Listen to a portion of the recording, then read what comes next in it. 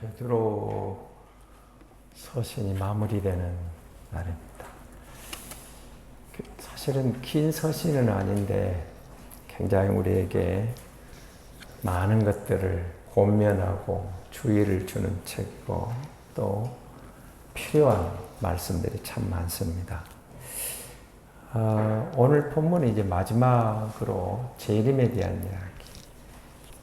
재림을 여러분 주변에 이야기하면 어떻게 반응을 하던가요? 여러분 믿지 않는 친구들에게 또 가족들에게 누군가에게 예수님의 재림을 이야기하면 어떤 반응을 보이던가요? 한번 생각해 보시고 오늘 말씀을 좀 연관해서 봤으면 좋겠습니다. 오늘 방금 읽은 1절, 2절 말씀은 사실은 베드로서를 쓴 목적입니다. 그리고 격려하는 내용이 나와 있죠. 제가 다시 한번 읽어보겠습니다. 사랑하는 자들아, 내가 이제 이 둘째 편지를 너희에게 쓰노니 이 두 편지로 너희의 진실한 마음을 일깨워 생각나게 하여 곧 거룩한 선지자들이 예언한 말씀과 주 되신 구주께서 너희의 사도들로 말미암아 명하신 것을 기억하게 하려 하노라. 아멘. 1절 끝에 있는 생각나게 하여 이 말씀하고 2절 끝에 있는 기억하게 하려 하노라. 지금 이 편지를 받고 있는 성도들이 핍박을 당하고 있잖아요. 거짓 선생들이 들어와 있잖아요. 그러니까 뭘 생각해야 가르침 받은 것을 기억해야 되겠죠. 생각하고 그들이 기억을 되살려서 순수한 마음으로 우리가 받은 게 뭐지? 그걸 기억한다면 지금 거짓 선생들의 가르침도 이게 뭐가 잘못됐네? 깨달을 수가 있겠죠. 그리고 우리가 받은 말씀은 그냥 된 게 아니고 구약에서부터 내려온 것이죠. 그러니까 거짓 선생들의 가르침에 대해서 그들이 생각함으로 가르침 받은 것을 생각함으로 믿음의 순결 그리고 그 깨달음을 계속 유지해 가라 그 말입니다. 너희가 받은 복음에서 그 복음을 가지고 믿음이 순결하게 지켜져야 되는데 거짓 선생들의 가르침 너희 안에 들어와 있는데 그것을 경계하고 순수한 믿음, 순결한 믿음, 성령의 깨우침을 유지할 수 있는 것 생각하라 그 말, 생각해 봐라 그 말이죠. 거룩한 예언자들이 계명, 구약 성경이 뭐냐는 거죠. 구약은 주님이 오실 것을 예언해 놨죠. 그 구약 선지자들이, 구약의 많은 예언자들이 주님이 올 것이라고 예언했지 않았느냐 그 말입니다. 그런데 주님이 오셨어요. 오셔서 하나님의 일들을 선포하고 그 의미를 예수님이 직접 보여줬죠. 그 설명한 것들을 다시 설명하고 가르친 게 누구예요? 사도들이라는 겁니다. 그러니까 구약 선지자들이 예언한 것이지 않느냐. 사도들이 너희에게 가르쳤던 거 아니냐. 그런데 지금 거짓 선지자들이, 거짓 선생들이 너희를 미혹하는데 생각해봐라. 기억해봐라. 여러분 우리가 어려울 때는, 힘들 때는 하나님 앞에 내가 은혜 받았던 순간을 다시 한번 돌아볼 필요가 있어. 그때는 그 말입니다. 예수 믿기 전에는 내가 이런 모습이었는데 예수 믿고 나서 이렇게 은혜 안에 살다가 지금 내가 흔들릴 때 또 누군가 요즘처럼 많은 미혹하는 영들이 나타났을 때 그렇죠. 우리 제자하면서 문옥식 주사님이 하신 말씀이 그거예요. 내가 예수 믿기 전에 이랬는데 예수 믿기 달라졌는데 근데 지금 이렇게 할 때 어떻습니까? 우리의 과거가 있고 우리의 현재가 있고 우리의 미래가 있는데 그럼 우리는 어떻게 기억하고 생각했을 때 하나님의 은혜를 놓치지 않는 길이 그때 받은 은혜가 있어요. 나의 달라진 이전과 다른 모습이 있어요. 내가 만약 예수 믿기 전에 돌아간다면 구원의 확신을 가진 성도는 생각만 해도 끔찍하죠. 옛날 그 모습으로 돌아오고 싶지 않은 거죠. 이 안에서 힘들어도 때로는 갈등이 와도 이 말씀의 질이 따라가는 이 길이 내게는 의미가 있었고 참 좋은 일인데 우리 요즘 나온 복음성 있죠. 내 평생에 내가 가장 잘한 것은 예수를 알고 예수를 믿은 것. 저는 그 가사가 너무 좋았어요. 그렇죠. 우리가 그렇게 고백할 수 있지 않을까요? 저도 그렇게 고백합니다. 내 평생에 내가 가장 잘한 것, 예수를 알고 예수를 믿은 것이다. 이런 확신이 있고 확신을 갖고 살아야죠. 성도의 긍지고 자부심이고 축복입니다. 예수를 믿고 예수를 알고 예수를 그런 것이죠. 근데 너희가 그걸 받았지 않았느냐, 가르침을 받았지 않았느냐 생각하라, 기억하라. 흔들릴 때마다 기억해 보십시오. 우리에게 하나님이 가르쳐 주신 그것, 목사님이 여러분이 강조했던 그것, 여러분이 제자반에 나누었던 그것, 또 여러분이 은혜 받고 감격했던 그 순간들 있어요. 예수 믿고 우리가 여기까지 오는 데는 그냥 된 게 아닙니다. 은혜로 왔습니다. 받은 바 은혜가 있고 가르쳐 주신 은혜가 있고 성령이 깨닫게 하신 깨달음이 있었어요. 그거 단순한 거 아닙니다. 보배로운 것들입니다. 그래서 베드로가 보배로운 믿음이라고 했잖아요. 보배로운 믿음. 그 보배예요. 세상에 어느 보물과는 비교 대상이 아닙니다. 가장 보배로운 것들이죠.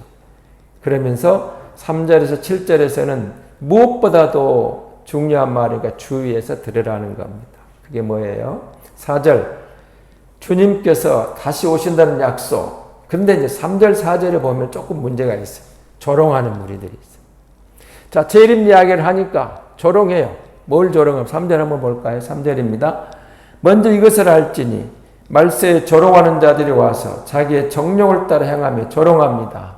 뭘 조롱했어? 이르시되 주께서 강림하신다는 약속이 어디 있느냐? 조상들이 잔 후로부터 만물이 처음 창조될 때와 같이 그냥 있다. 이 말이 무슨 말이냐면 예수님이 다시 오신다니까 조롱합니다. 비웃습니다. 그러면서 뭐라고 비웃어요? 천지 창조, 창세율 지금까지 그런 일이 있었느냐? 그날이 그대로 있지 않느냐? 이렇게 비웃는단 말입니다. 그분이 다시 오신다고? 어땠다는 지금까지 아무 일도 없었지 않았느냐? 그 질문을 하면서 재림에 대해서 혀를 차는 겁니다. 조롱합니다. 그런데 조상들이 잔으로 그들이 있다고 비웃는 저들을 향하여 그들이 암을 넣었다고 말할 때 5절 6절을 보십시오. 5절 이는 하늘이 옛적에 있는 것 같이 땅이 물에서 나와 물로 성립된 것도 하나님의 말씀으로 된 것을 그들이 일부러 잊으려 함이로다. 자, 앞부분에 노아 홍수 세 가지 말했죠. 노아의 홍수도 있었고 소돔과 고모라면 이런 것들 하나님의 역사에 개입한 것이 있지 않느냐. 그건 사실이다. 물로 심판하는 것도 사실이다. 그걸 가져옵니다. 다시 이야기를 하는 거죠. 하나님이 잠잠하시는 것 같지만 아니다. 하나님은 분명히 우리 역사에 개입하고 계신다. 하나님이 개입하셔서 이루신다. 하나님이 역사하고 있다. 하나님이 개입하신다. 하나님이 개입하셨는데 무슨 말이냐 이 말입니다. 너희가 무시해버리고 싶지만 아니다. 하나님은 창조하셨고 개입하셔서 가장 하나님의 방법으로 때가 됐을 때는 물로 심판하지 않았느냐. 그렇지만 이제 뭐가 오겠어요? 불로 뵙시다.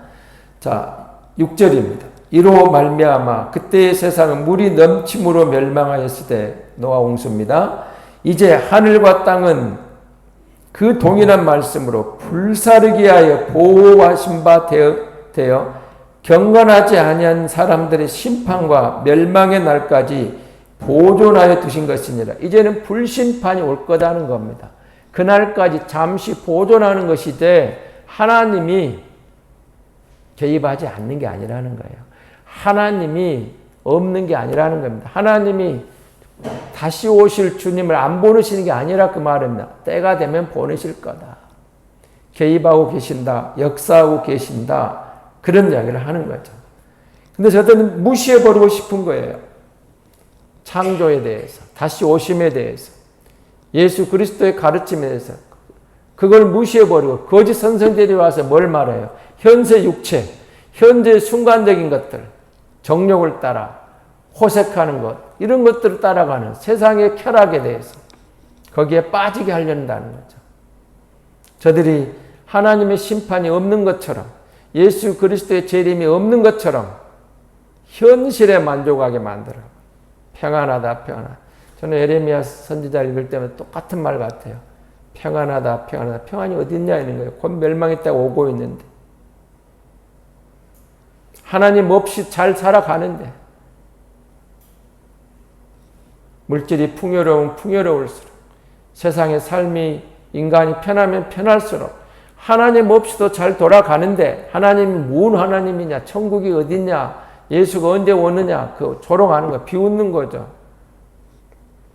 그런데 아니다는 겁니다. 베드로는 다시 강조합니다. 노아의 홍수가 있었던 것처럼 하나님의 불심판이 반드시 온다는 것이죠. 그러면서 그 사실을 다시 이야기하는 거죠. 7절은 새하늘과 새 땅이 그때까지 유지되겠지만 보호받고 유지되는 것은 하나님의 말씀에 의한 것이라는 거죠. 유지되는 것. 저들이 조롱하고 비웃고 거짓 선지자들이 나타나서 있는 것도 하나님이 잠시 보류해 주니까 하나님의 말씀에 의해서, 하나님의 말씀이 있다는 겁니다. 그런 유혹하는 무리들에 대해서. 불사른 것도, 불심판도 하나님의 말씀에 의해서 반드시 행해지게 될 것이다. 말씀에 의해서 저들을 하나님 잠시 보류하시지만 말씀에 의해서 말씀대로 심판하실 때가 온다는 거예요. 그래서 8절 9절입니다. 자, 8절을 한번 보겠습니다. 사랑하는 자들아, 하루는 죽게는 하루가 천년 같고 천년이 하루 같다는 이 한 가지를 잊지 말아라. 주님이 안 오신 것 같냐? 더디 오시는 이유가 있다는 겁니다. 그 이유는 주님께서 더디 오시는 것처럼 보이는 것은, 8절이 말하는 것은 하나님의 시간과 우리의 시간은 개념이 다르다는 겁니다. 질적으로 다르다는 겁니다. 하나님의 시간이 있고 우리의 시간이 있는데, 하루가 천년 같고 천년이 하루 같은 하나님의 시간을 이야기합니다. 사실은 하나님은 시간을 초월해 계시잖아요. 하나님께는 과거, 현재, 미래가 없어요. 모든 것들이 하나님 앞에서는 현실적으로 있는 거예요. 전체를 보고 계세요. 전체. 우리는 부분이라, 우리에게는 과거가 있고 현재가 미래가 있지만 하나님은 전체가 눈에 들어오시는, 전체가 아닙니다. 운행하고 계시다. 우리의 천년이 주님께는 하루일 수도 있고 주님의 하루가 우리에게는 천년이 될 수 있고, 우리하고 시간 개념이 다르다는 거죠. 질이 다르다는 겁니다. 어떤 사람들이 하나님이 더디 오는 이유를 9절에 뭐라고 그래요? 회개하기를 기다리신다. 모든 사람들이 구원받기를 원하신다. 9절 보겠습니다. 주의 약속은 어떤 이들이 더디다고 생각하는 것 같이 더딘 것이 아니라 오직 주께서는 너희를 대하여 오래 참으사 아무도 멸망하지 아니하고 다 회개하여 이르기를 원하시느니라. 주님이 더디 오시는 것 같느냐? 아니다.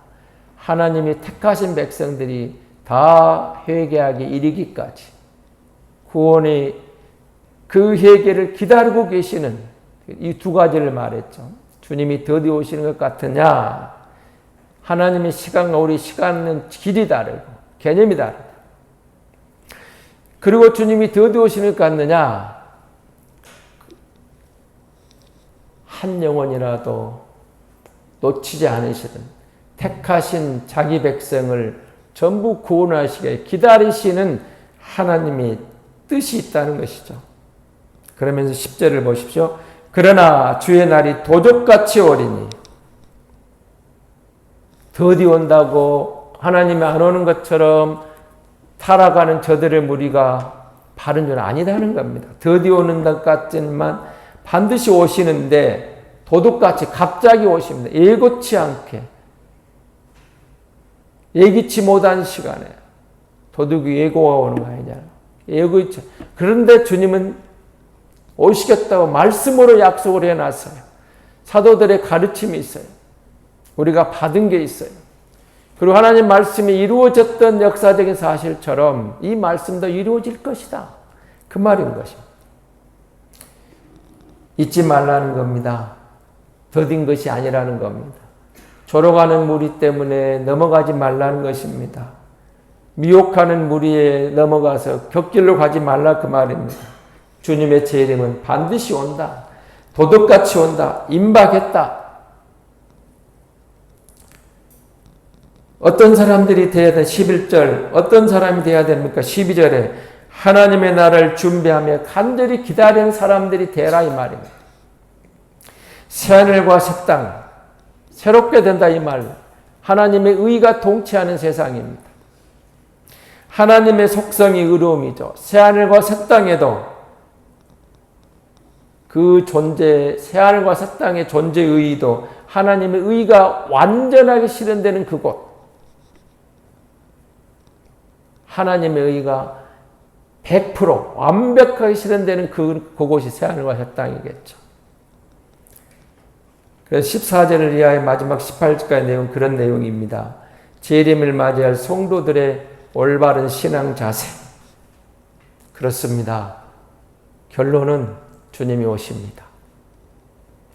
아마 우리도 2000년의 역사가 흘러가고 누군가 조롱할 것 같습니다. 예수님 오셨을 때도 곧 오신다겠는데 2000년이 넘어갔다.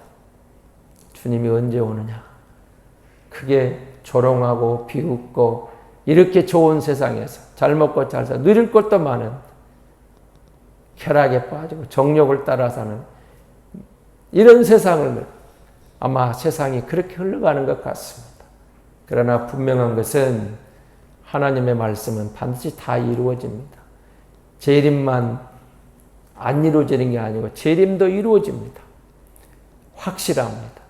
그리고 언젠가 누군가가 그 지구 멸망에는 5분 전 먼저 핵이 지구를 몇 번 폭발시키고 나면 핵이 갖고 있다. 멸망시킬 수 있다. 예수 그리스도의 재림 시간표도 5분 전 모르겠습니다. 1분 전일 수 있습니다. 언제 오신다고 선언할 수는 없지만 알 수는 없지만 주님이 오십니다. 반드시 오십니다. 왜냐하면 말씀하셨기 때문입니다. 약속하셨기 때문입니다. 이 확신을 가지고 우리가 다시 오실 주님을 준비하는 올바른 신앙 자세, 깨어 기도하고 깨어 있어서 말씀을 붙잡고 가르친 것을 생각하고 가르친 바를 기억하고 깨어 믿음의 바른 길을 걸으면 우리는 재림의 영광을 보게 될 것입니다. 주님이 오십니다. 약속대로 오십니다. 말씀대로 오십니다. 세상이 비웃어도 사람들이 조롱해도 말씀은 말씀대로 이루어집니다. 주님의 재림의 확실성을 갖고 우리가 이 땅에 순례자의 길을 걸을 수 있다면 우리가 가장 축복된 백성, 영광의 백성, 하나님의 백성인 것을 확신하시고 오늘 하루도 믿음으로 주님과 동행하는 하루가 될 수 있기를 바랍니다. 하나님 아버지 감사합니다. 사랑합니다. 우리를 너무 사랑해서 온갖 것 다 지어놓고 사람을 지으시고 그 모든 것을 우리에게 주셨는데 타락한 인간은 타락한 역사 속에서 멸망의 길을 걸어갈 수밖에 없었습니다. 우리를 끝까지 사랑하셔서 독생자를 보내시고 우리를 예수 믿게 하시고 다시 오시마 약속하신 그 나라 새하늘과 새 땅에서 하나님의 완전한 의의 세상에서 영원히 그분과 다시 살 것을 생각하며 이 땅에 남은 인생 믿음의 정조를 지키고 우리의 몸도 마음도 오직 예수로 정결한 신부로 받은 믿음의 길을 올바른 신앙인의 길을 걸을 수 있도록 성령 하나님 도와주시옵소서. 긍휼히 여겨주시고 성령에 붙잡혀서 세상 가운데 흔들리지 않게 하시고 세상에 있지만 하늘에 속한 성도의 권세와 자신감, 자부심과 긍지를 가지고 깨어 기도하며 묵묵히 그 길을 끝까지 걸을 수 있는 믿음의 백성되게 주여 도와주시옵소서. 이 새벽을 깨어 기도합니다. 우리의 모든 형편을, 우리의 처지를, 우리의 상황을, 우리의 환경을, 우리의 모든 여건을 우리보다 더 잘 알고 계시는 전능하신 아버지 하나님, 우리의 기도를 들으시고 속히 응답해 주옵소서. 긍휼히 여겨 주옵소서. 성령으로 역사하셔서 깨닫게 하시고 그 깨달음 때문에 세상을 이길 수 있는 믿음의 사람들에게 도와주시옵소서. 일천번제를 드리며 주님 앞에 기도합니다. 자녀를 위하여, 가족을 위하여, 동생을 위하여, 그리고 간절한 마음을 담아 주님 앞에 나와 기도하는 이 마음도 들으셔서 하나님께서 가장 선한 걸 역사하시고 이루셔서 영광 받으실 줄 믿습니다. 인도해 주옵소서. 감사합니다. 우리 구주 예수 그리스도의 이름으로 기도하옵나이다. 아멘.